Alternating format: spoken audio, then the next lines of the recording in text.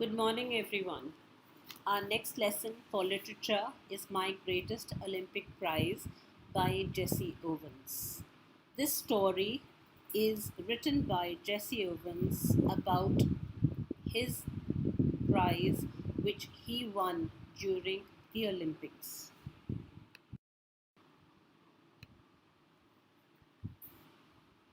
Jesse Owens. His full name was James Cleveland Owens. He was born September 12, 1913 at Oakville, Alabama. He died on March 31, 1980. He was the son of a sharecropper and a grandson of a slave. He achieved what no Olympian before him had accomplished. His stunning achievement of 4 gold medals at 1936 Olympic Games in Berlin has made him the best remembered athlete in Olympic history. The particular story that he has written is a true story of a friendship between two great athletes during the 1936 Berlin Summer Olympics.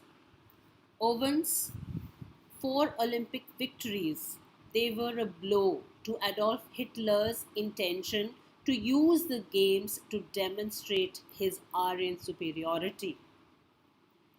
A young German, Louis Long, who was a great asset to Jesse Owens during this Olympic history. The world would not have heard of Louis Long had Owens not written this piece and given Louis the immortality he deserves.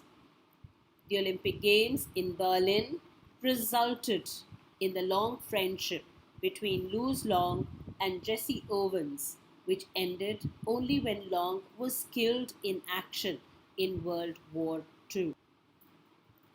But looking at behind the scenes of this story, it was noticed that Adolf Hitler, also known as the Führer or the leader of the Nazi Party, at that particular time, he formulated and articulated the ideas which were known as the Nazi ideology. Hitler, he believed that a person's characteristics, attitudes, abilities, and behavior were determined by his or her racial makeup. Adolf Hitler, he believed that the Germans were members of a superior group of races whom he called Aryan, and he wanted to prove his superiority. He wanted to show the superiority of the Aryan race over all other races. The Nazis defined Jews as priority enemy and they targeted the Jews. In 1939, Germany unleashed World War II and persecution of the Jews leading to the Holocaust.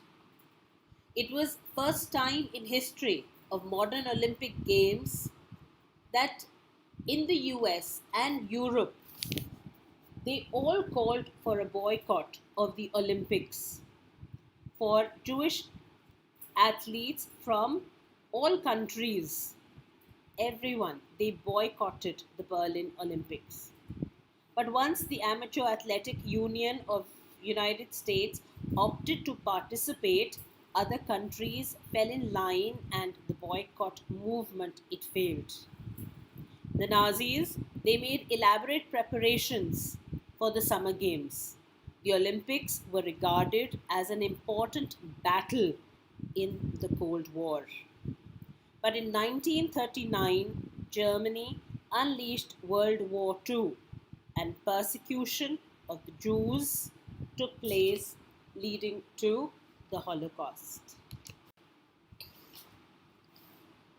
Coming now to the story, My Greatest Olympic Prize.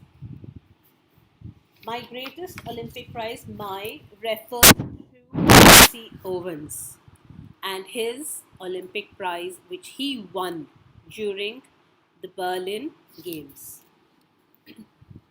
It was summer of 1936. The Olympic Games were being held in Berlin because Hitler childishly insisted that his performers were members of a master race. Nationalistic feelings were at an all time high. So, 1936, the Olympic Games took place. The reason why the Games were held in Berlin was Germany wanted to prove, Hitler wanted to prove the Aryan supremacy. I wasn't too worried about all this. I is Jesse Owens. I'd trained, sweated, disciplined myself for 6 years with the games in mind. While I was going over on the boat, all I could think about was taking home one or two of those gold medals. So Jesse Owens, who had prepared himself for the games, he was going by a boat and he just wanted to win a few medals. I had my eye especially on running the broad jump. A year before, as a sophomore at Ohio State University, sophomore, a student in second year, I'd set the world's record of 26 feet 8 and 1/4 inches. Everyone kind of expected me to win that Olympic event hands down. Hands down means very easily. He during his time at the university, he had taken part in all the games and he had set a world record of 26 feet and 8 and a quarter inches.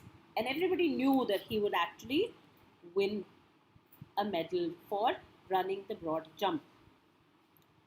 I was in for a surprise when the time came for broad jump trials.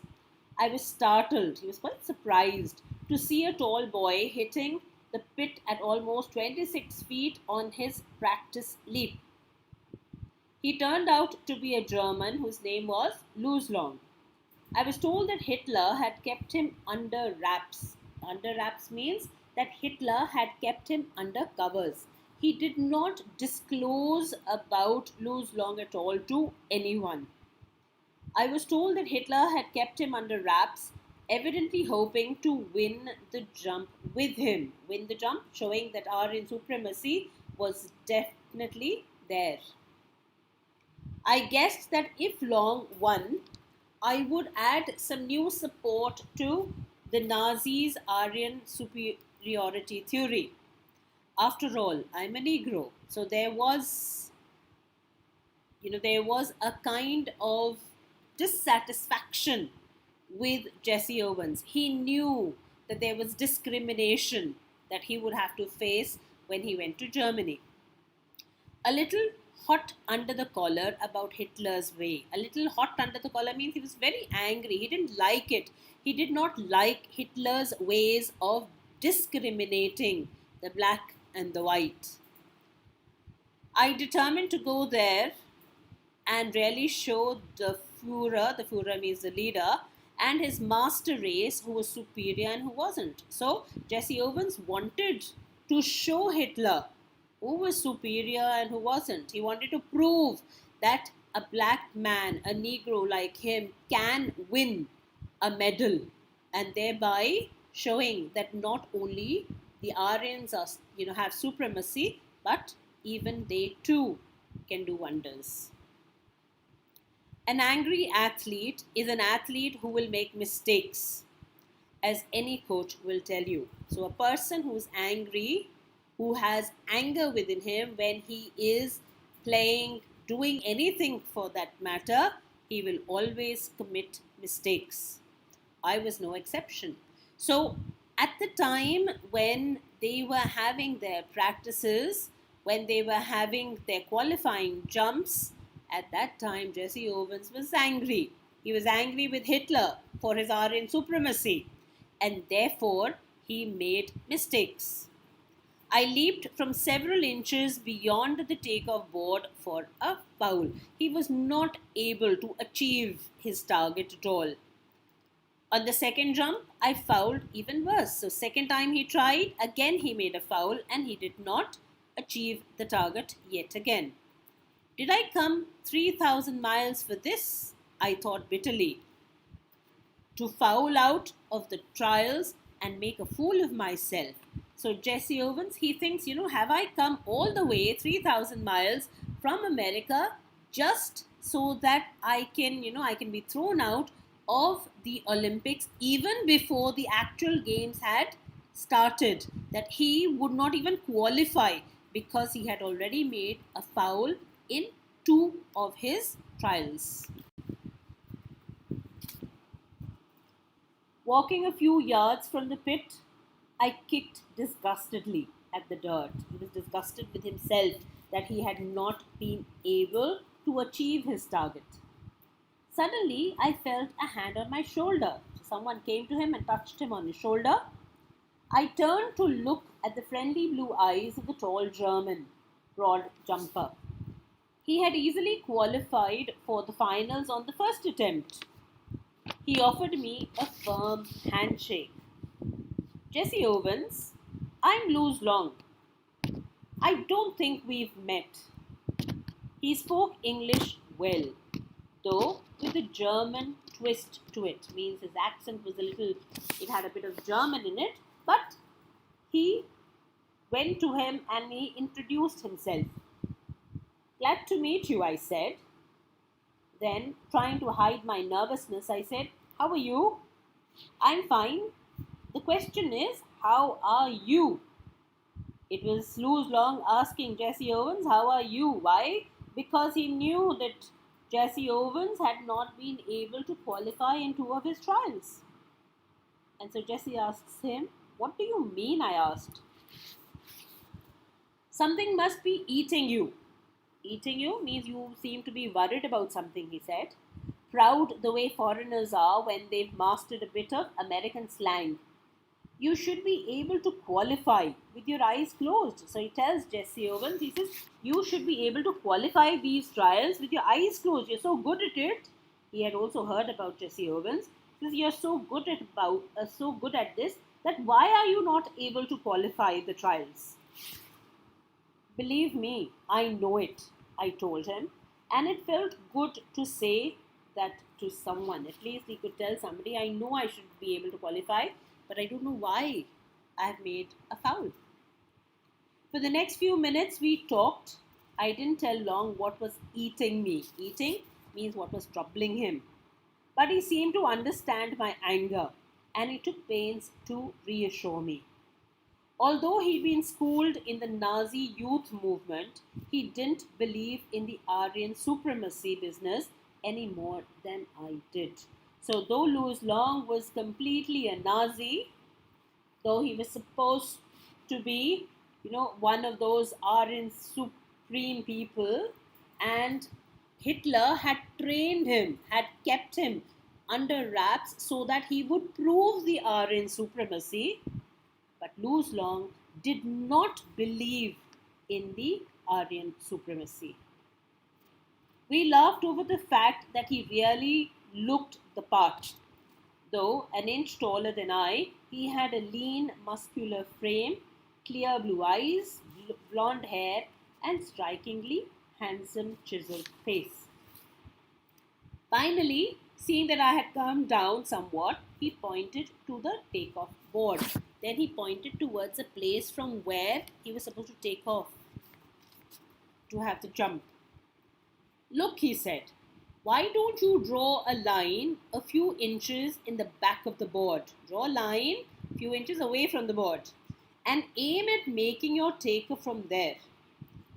You'll be sure not to foul. So he advises him, telling him what he should be doing, despite the fact that he was his rival. You'll be sure not to foul, and you certainly ought to jump far enough to qualify. What does it matter if you're not first in the trials? Tomorrow is what counts. So he tells him how he needs to qualify for the trials. He says it doesn't matter if you're not first in the trials because it's just a trial anyway. because the actual races, the actual games of the Olympics were to start the following day.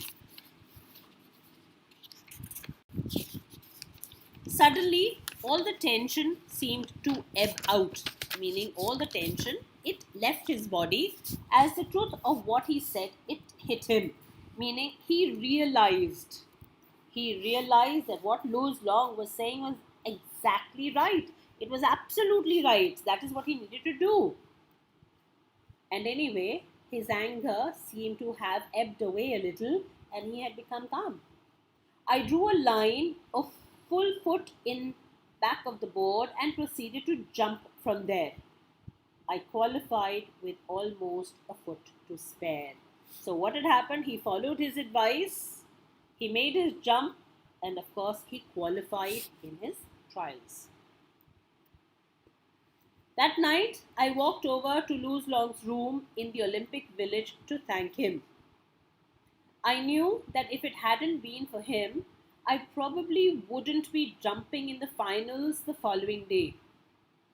We sat in the quarters, talked for about 2 hours about track and field, ourselves, the world situation, and a dozen other things. So that night, Jesse Owens went to Louis Long's room to thank him for what he had advised him.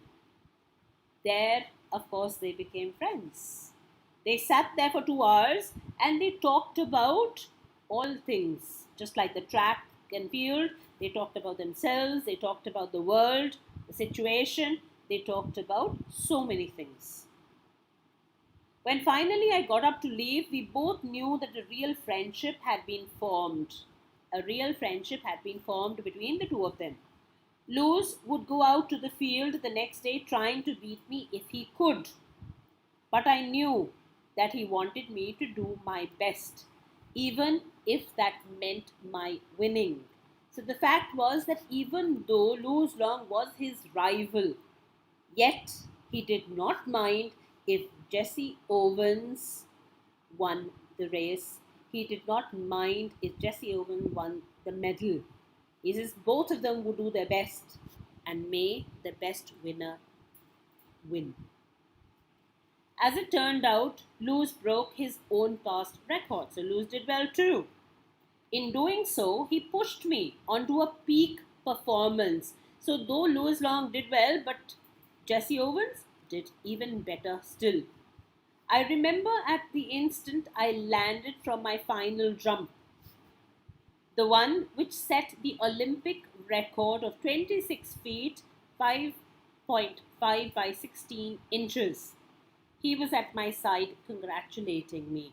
So when Jesse Owens had jumped and he had achieved a new Olympic record, the first person to come and shake hands with him, the first person to congratulate him was Louis Long, despite the fact that he was his rival.